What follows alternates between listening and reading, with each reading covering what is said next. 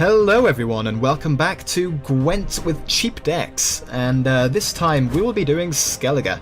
This is the second to last faction. We have covered so far Nilfgaard, Monsters and Scoia'tael, using cheap budget decks for all of those, but this time Skellige is the faction of choice. So let us get straight into the deck itself. What is the core idea, the core theme of the deck? Well, if you know what any of these cards do, you will probably realize very quickly that this deck is essentially a Skellige weakening deck, which really means that a lot of cards, once their synergies have been triggered, will have massive synergy with one card in particular, Warcry. This is a special card that, when activated, doubles the strength of all weakened non-gold units on your side of the battlefield. So, first off, the first major synergy that this deck has with Warcry is the leader ability for Craite, which spawns 2 copies of this particular card.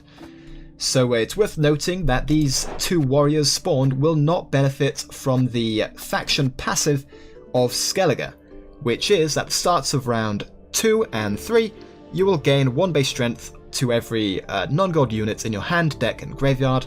So these warriors will always be 8 strength once they're played, because they lose 1 with their battle cry, once that kind of summon effect. But these warriors can actually gain base strength with the faction passive. So as you would expect, these will, say you play them in round 1, these will become 8 strength, they will hit themselves for 1, going down from 9 to 8, and that, followed up with Warcry, turns that 8 strength creature into a 16 strength creature. So say somehow you get lucky and draw into all 3 of these round 1, you can play all 3, play Warcry, and you will be on whatever 3 times 16 is. I'm not going to do the math. That would just be embarrassing doing that live. So what other synergies do we have in this deck? Well, to go along with the whole self-harm idea, we've got 2 copies of Savage Bear. This is a very powerful rare card in Skellige that every time a creature is played on both sides of the battlefield, be it your opponent or you, it will do 1 damage to that creature. So this means that not only will warriors benefit massively from Warcry, but other cards in your deck will as well. Axeman can get buffed potentially, you know, this Berserker Maruader, a Skirmisher. Any card played after you play your Savage Bear can get hit for 1, and therefore can get hit for a massive strength boost with Warcry. On top of this, another card in this deck that specifically is included because of the huge potential gains you can get playing it after Savage Bear is the Shieldmaiden. So, the text on this card is that whenever you weaken this creature, or whenever the opponent weakens this creature, and it survives the weakening, the damage impacted upon it, it will summon another copy of it. So the massive combo that you have in this deck is that you play Savage Bear, play 1 copy of Shieldmaiden, hope that you don't have any other copies in your hand, and then the Savage Bear will hit the Shieldmaiden for 1 damage, summoning the next Shieldmaiden, which will then also get hit for 1 damage by the Savage Bear, which will then summon the 3rd copy from your deck. So essentially, these 2 cards, played this one first and then this one, will, for all intents and purposes, thin your deck by 2 cards, draw 2 cards, gain you 8 strength, and yeah, that's just a really nice thing to do, turns out. Other cards that have kind of weakening synergy in this deck, and which quite frankly are one of the most powerful commons in the game, I would say, is this Clan Tuirseach Axeman. So the text on this card is that it gains 1 strength whenever an opposing unit is weakened. Unfortunately, this does not mean that you can hurt your own creatures with Savage Bear, say, and have the Axeman get buffed, but regardless, this card can grow very quickly into an absolute monster on the battlefield. So Savage Bear hitting the opponent's creatures repeatedly. Every time they play a creature, this will hit them for 1, buffing your Axeman once it's been played. Other cards such as Clan Brokvar Archer, this will massively buff by 3 mostly the Axeman, and even 2 copies of Lacerate. Having 2 copies of this allows you to A, do a lot of damage to your opponent once they've committed to one row in a, to a large degree, but B, it allows you to do that damage and then also gain strength from it with the Axeman, which is pretty insane when you think about it. So, what other cards have I not explained? Well, first off, the Resurrection package in this deck is 2 copies of Clan Tuirseach Skirmisher, as well as 3 copies of Priestess of Freya, and what these cards do, when Skirmisher is resurrected, it gains 3 base strength, which often means that in rounds 2 and 3, after the faction of Skellige, the passive, hits the Skirmisher for, say, buffing it up to 7 strength, or even in round 3, 8 strength, this means that Priestess of Freya can resurrect this card and make a single massive just jump in strength on your board. It's particularly powerful as a combo in round 3, when both players are typically, most of the time, not all the time, but most of the time, are low on cards, and any one massive gain in strength can win you that final round. Very decisive.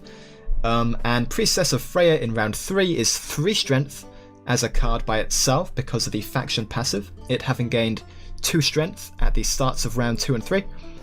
So this is 3 base strength, and it resurrects this in round 3.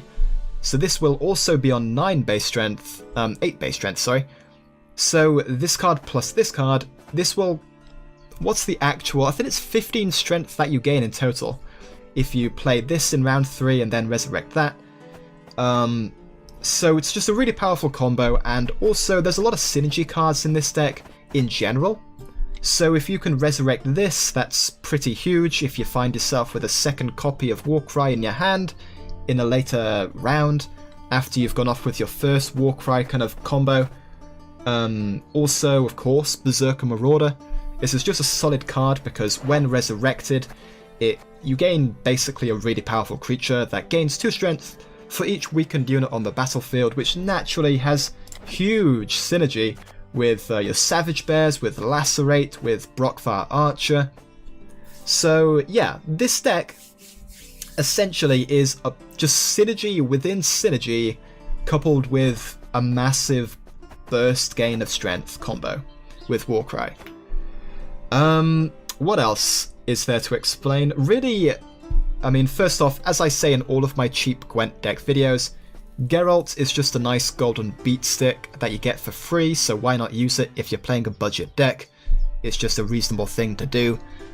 And Yennefer Conjurer, if you ever find yourself with 200 scraps and you're not too sure what to spend it on, this card is probably one of the best things you can ever consider crafting. If you play it at the start of round 1, it will do so much damage by the end of round 1, since oftentimes people invest a lot of time and rounds and cards in the first round of a game.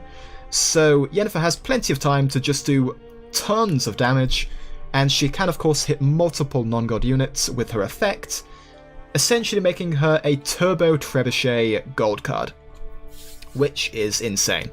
So yeah, even though this is a cheap budget deck, Yennefer is definitely something that you should consider crafting if you're new to the game, and yeah, that is why I am including her. So yeah, that's the deck explained really, so let's hop into a match, shall we? Close ranks! For Skellige's glory! Okay, Skellige versus Northern Realms, Foltest. I've been seeing a lot of people playing with Foltest recently. There must be a net deck going around that's somewhat popular. So, naturally Savage Bear plus Shieldmaiden, that's a very nice combo because we can summon the other Shieldmaidens from the deck. Priestess plus 1 copy of Skirmisher is always nice. So therefore, we do not want multiple Shieldmaidens, that is never good.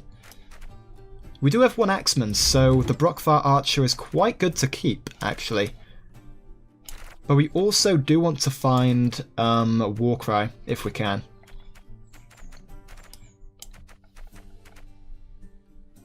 Yeah, I think I'm going to get rid of Lacerate.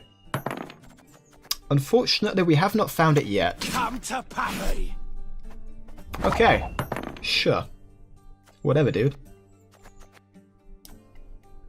So we'll play the Skirmisher.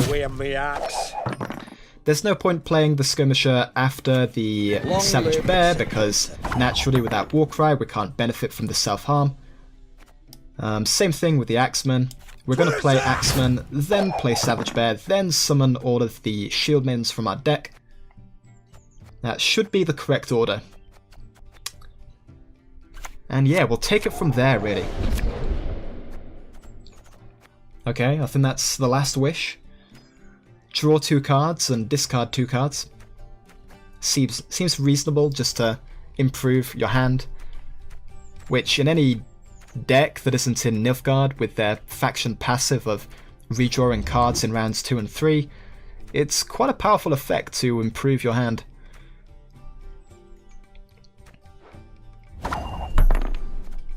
Okay, so Savage Bear time. Right.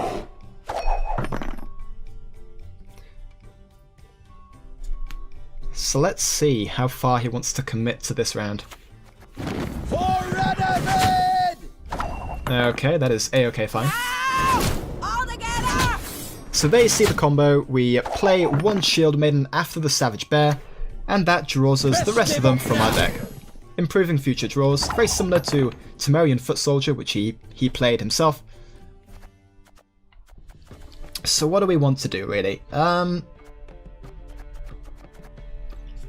You know, I'm half tempted to play the second Archer and then just go in with the second Axeman, sorry, and then go with the Brokvar Archer, as that will do a lot of strength swing for us. Very nice. So yeah, here I'm just going to do this. Keep together! Lovely jubbly, lots of buffs for us. Wow. That is a card. The real question here is whether we feel that we can take this round still. And to be honest, I'm not feeling too confident. So if we play Geralt, we go up to, what is that, 38. We still need to play 1 more card to equalise with his current strength total, and he can always copy one of these, say the 11 strength Redanian Knight, which is not great for us, so yeah.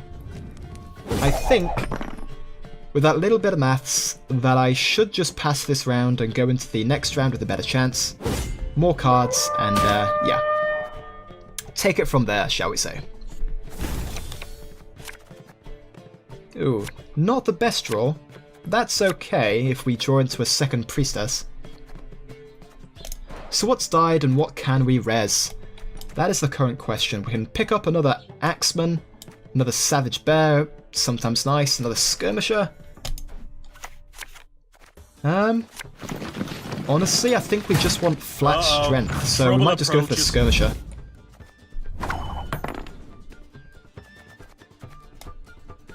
Okay, I'll do the equivalent of passing and just play Geralt. So what I mean by the equivalent of passing, essentially we're playing a card which doesn't tell the opponent anything really about our strategy, our deck kind of plan, or our current hand. Like if you had Geralt and you just saw it being played, you wouldn't know anything basically. Who takes an interest in cobblers? No one. I mean, of course you can argue that this tells him that I don't want to show him anything, but you know, that's not really the best information for him, so I'm fine with him knowing that, really. So if we resurrect the Axeman, we can actually do a lot of work with Lacerate, potentially. But, that's the only synergy we have with Axeman. So Axeman, with it being currently 6 strength. Oh, it's currently 5 strength. Okay, so it's much worse. So I think I am just going to res the Skirmisher. We serve her who is virgin, mother and crone. Yeah, Skirmisher sounds good. Let's not get in the way of me axe. If I had double Priestess, I would probably go for resurrecting the Savage Bear and then resurrecting the Axeman, as then the Savage Bear can buff the Axeman beyond what a Skirmisher can grow into with its resurrection buff, but with only 1 Priestess, it's not really worth it for me. So let's see what he wants to do. If I can, I will hold on to these warriors as long as I can into the third round, simply because there's a chance that the one card I draw next round, will be Warcry, which will give me a very good chance with these two. These two plus my leader ability, pretty strong. I guess I will play this. If I draw Priestess of Freya, I can res this, which is okay. Although, to be honest, I'll probably just res this again. 7 limbs, blood, and guts.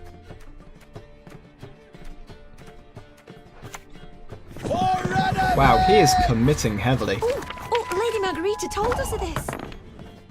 So we can lacerate that, which is fine.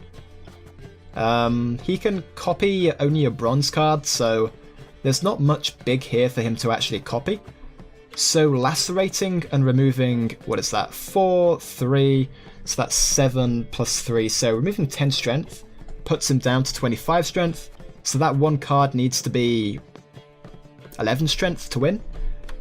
But then we can just play one of these, which is a-okay fine. So I'm going to take the gamble and just lacerate that. Wow, was my math that off? Okay, I thought I had 35 strength, but regardless, it still holds. He needs, 8 strength in that card, which there's a chance it can't do that. Most cards can do 8 strength, but some are quite weak, so maybe we'll get lucky. Essentially take this round with a heavy card advantage. We still have our leader ability, which is pretty huge. That is annoying, because that means that if I play this, I only equalize with him. Yeah, I'm gonna have to play this. Let's take this round. Great. So fair play to him, he did force out my leading ability. He does still have his own, but at this stage of the game with very little cards in your hand, his leader ability gets much worse, as he wants to essentially buff a bronze creature a lot and then copy it, which in the final round with one card, that's quite hard to do. So I feel quite confident with 2 cards in hand, so I will take this round, and feeling quite good going into the final round here.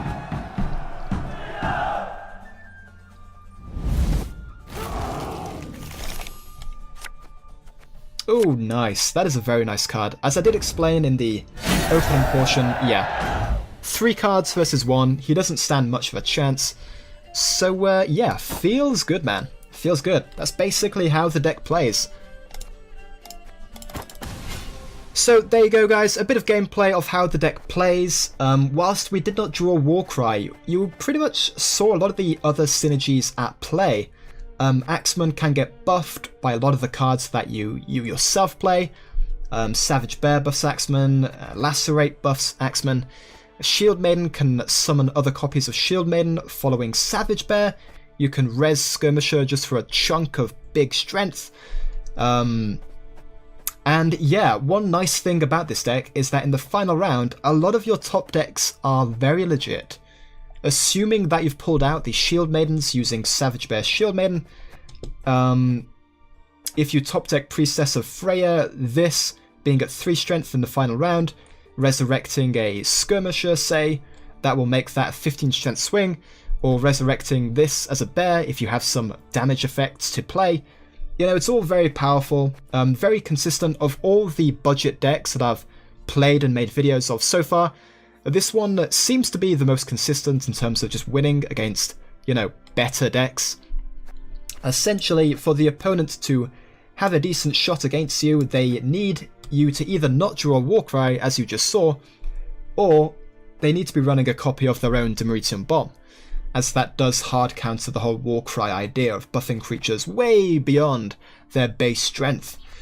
But yeah, very consistent. If you want to play Skellige for very cheap, this is a good way to go about it.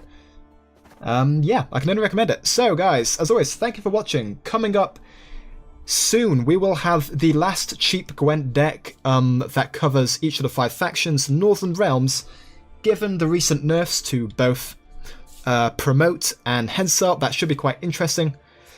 And also, I have some ideas for a cheap-ish budget version of Weather Monsters Control, which I'll do a video on, which should be quite interesting.